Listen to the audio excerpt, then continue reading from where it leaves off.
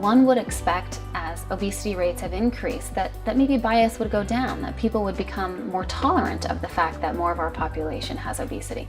But we haven't seen that at all. In fact, we've seen the opposite is true. So as obesity rates have increased, so has discrimination. And in fact, our research has found in recent decades as much as a 66% increase in reports of weight discrimination. Among women, our work has found that weight discrimination is on par with rates of racial discrimination. So this is a very common problem. Now the question is, why are we seeing such high rates of this given high rates of obesity? And there are a couple of reasons for that.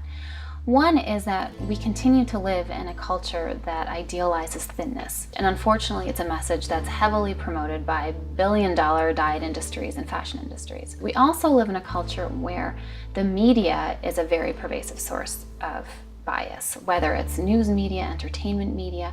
And when we consider how much media we consume as a culture, it's not surprising that those negative biases that are communicated in the media end up being communicated by individuals who are exposed to the media. We tend to see a common public perception that obesity is caused by personal control and personal responsibility, or laziness, or lack of self-discipline.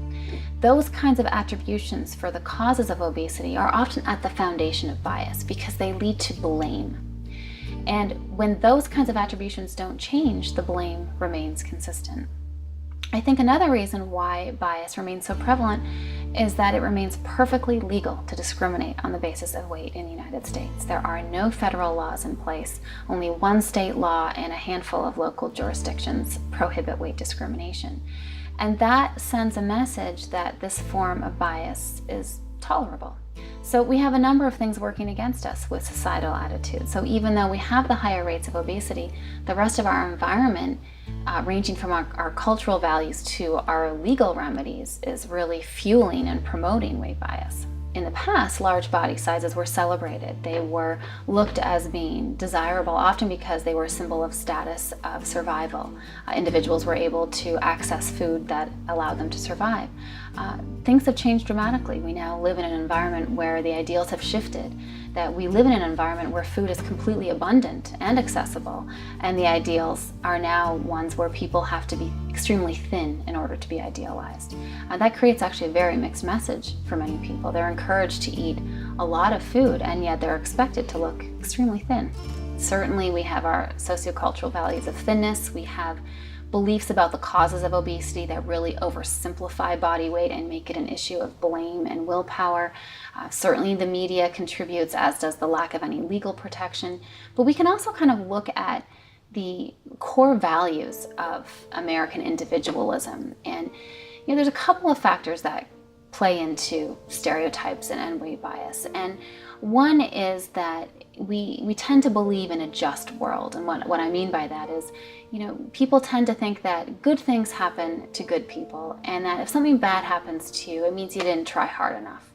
And that kind of thinking, that this belief in a just world, is often easily applied to body weight, because the assumption is that, well, if you're thin, you must have been really disciplined, you must think about your weight all the time, you must be really body conscious and healthy, but if you're not, well, that means you're not trying hard enough. And if something bad happens to you where you have obesity and you're stereotyped about it, that kind of mindset justifies that. And what's interesting is when you look at weight bias in different cultures, you tend to see the highest rates of obesity in cultures that have high levels of values of individualism, of working hard for success and kind of blame for people who don't succeed, and also social and sociocultural values of thinness. When those two things are present, weight bias is a lot higher than when we look at cultures that are more collectivist, for example. So there are these cultural values that come into play as well. It makes it very complex, and it means that we really have to address this issue from all of these different angles. We live in a culture where bias is so prevalent and really infiltrates so many different domains of living that it becomes automatic, that we don't question it, we don't challenge it, and it gets ignored. I think that's starting to shift. 10 years ago, 15 years ago, people weren't really talking about weight bias. But it's much more an issue now that is getting discussed, not just in the context of obesity-related issues or treatment, but in the context of bullying of children. Our research has found that the most common reason that kids are bullied is because of their weight. But this is something that really hasn't been addressed in schools. When we look at, for example, efforts to address bullying at the school level, they often focus on things like race and ethnicity or sexual orientation, which are critically important issues, but weight gets ignored. So, there's a whole shift that is starting to take place, an increased awareness that much of our population is now affected by obesity, and many of them, if not most of them, are vulnerable to some kind of weight bias. It has become so socially acceptable that people feel justified in expressing hatred and discriminatory actions in our society. There's this view that, well, if you're someone who struggles with weight, if you have obesity, it must be your fault. You must not have tried hard enough. And without that kind of mentality shifting, the bias is likely to remain. If we talk broadly about what we need to do to change weight stigma, this really requires shifting societal attitudes. It requires major changes in the way that we address obesity. Partly this means that we need to challenge the portrayals of obesity that we see in the media. We need to really replace those stigmatizing portrayals with non-stigmatizing, respectful images and reporting. But in addition to the media, we need to go farther than that. Clearly, we have this oversimplistic notion of what it means to have obesity. We need to really educate the public about the very complex causes, not only of obesity, but different types of obesity-related disorders and diseases, so that the automatic assumption isn't that someone is lacking willpower or discipline or lazy because of their weight. And to legitimately address this issue, we need to look at the policy level. What can we shift when it comes to policies and laws to protect people from weight discrimination? And our research has been looking at this quite a bit in recent years. What we see is that there's considerable public support for different types of legal strategies. For example, adding body weight to existing civil rights statutes, so making body weight a protected characteristic that you cannot discriminate on the basis of. We also see a lot of support for laws that would make it illegal to discriminate on the basis of weight in an employment setting. So for example, an employer couldn't refuse to hire someone because of their weight. So we're starting to really see support and agreement for different types of policies that could help remedy this problem. I think that that's a level that we're really going to need. So certainly women can talk to their providers about the issues that they have or with weight bias that they're confronting. But in terms of how does one deal with it individually? How does one deal with ongoing bias and discrimination? I think it's helpful to think about stigma as a form of stress, that this is a stressor, and for many women, this is a chronic stressor, something that they're experiencing throughout their lives.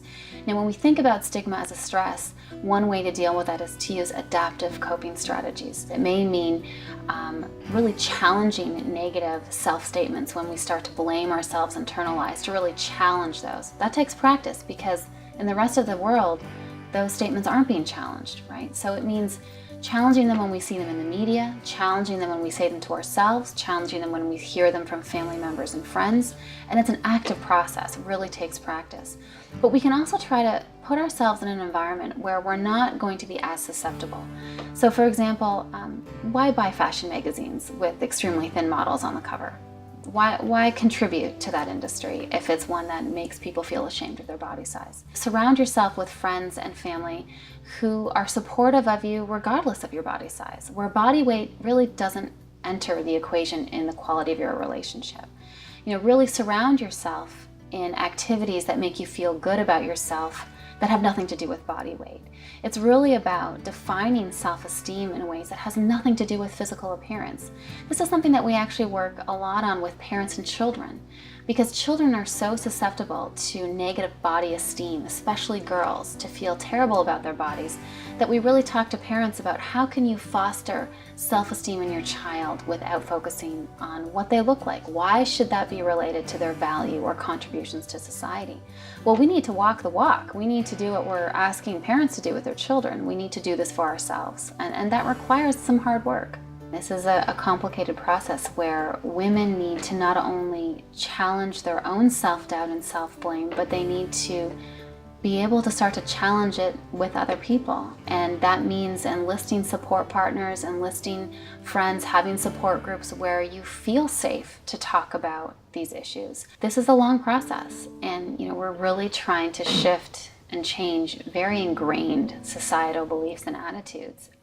Doesn't mean that it's impossible, but it does mean that we need big change, and we need big change in a lot of different areas, whether we're targeting the media or the government or schools or employment or healthcare. All of these different settings need to be targeted if we're going to effectively reduce weight bias.